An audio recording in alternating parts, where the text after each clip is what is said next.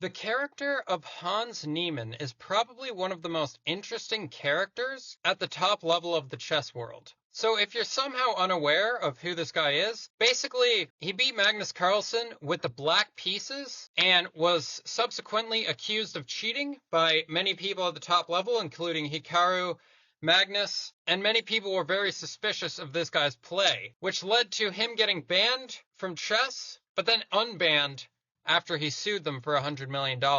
Fast forward to recent times, Hans Nieman has been complaining on social media because he doesn't get invited to events. He'll get invited and uninvited. Players refuse to play him, and it's a whole catastrophe. So basically, Hans Nieman is mad that he's not getting invitations to these tournaments with high security where he can prove himself as not a cheater and let the chess speak for itself. The most recent example of a player quote-unquote refusing to play him is Daniil Dubov. Daniil Dubov was supposed to play Hans Nieman at the World Blitz, but according to Daniil, he slept in, which led to him missing the game because of jet lag.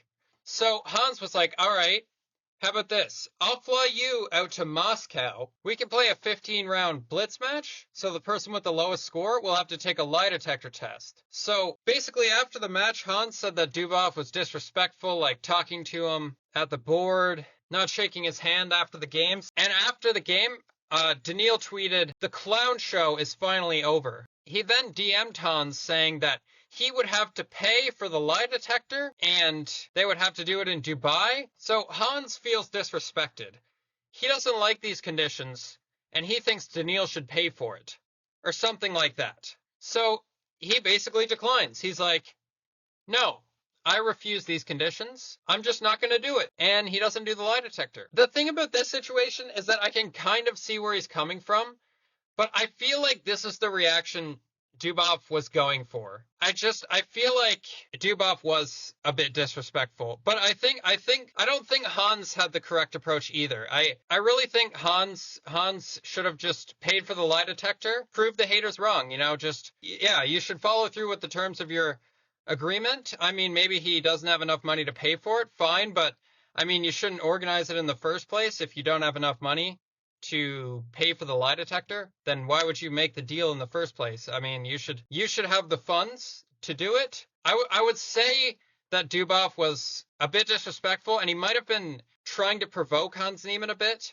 but Hans really had the wrong reaction to that. He really should have just done the lie detector and followed through with his promise. However, that's not the main point of the video. What really made me make this video, and it's the title's going to be something like Hans Nieman continues to disappoint, because I mean the lie detector, it's like it's bad, but at the same time it's just a lie detector. Like, it's pseudoscience. It doesn't really prove anything at the end of the day. I think him not taking it proves more, but that's beside the point. What really grinds my gears about the Hans Nieman thing is that so he was invited to the freestyle chess championship. So he agreed to go to the championship, and he was going to go there and he was going to play against all the top guys.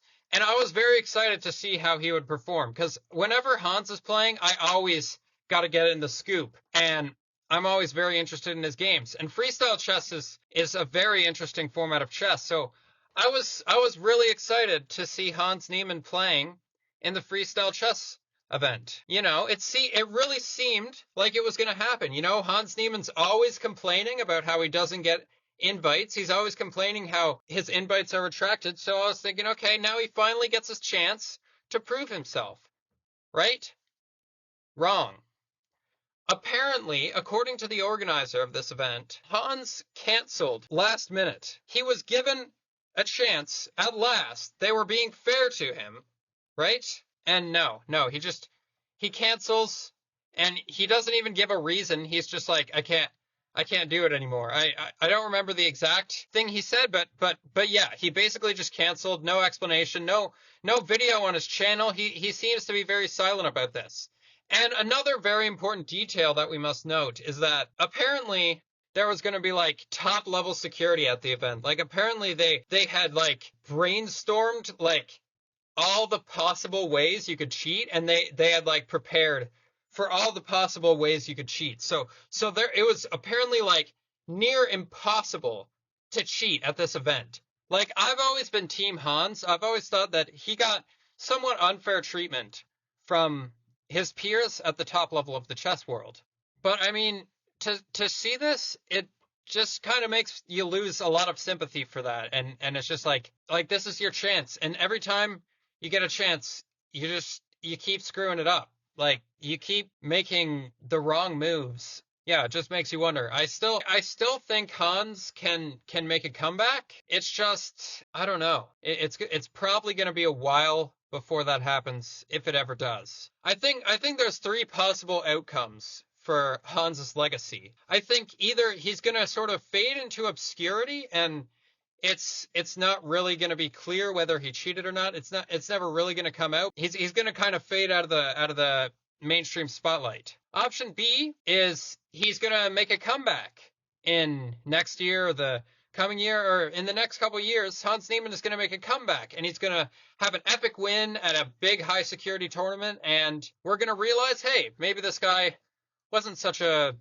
bad dude after all. Maybe just a guy who made a mistake when he was a kid and grew out of it. Or option C, which is not the option I would choose, to be honest. I would probably choose option B, but option C is still on the table. Option C is that eventually he's caught in the act of cheating and he is exposed as being a big old cheater.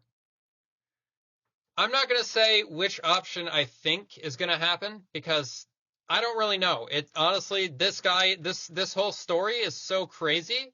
Like, there's been so many twists and turns that I really don't see where this is going to go. But I think those are the three possibilities. Yeah, you guys can let me know what you guys think of the situation in the comments. And yeah, thanks for watching this video. I hope you enjoyed. Yeah, be sure to like, comment, and subscribe.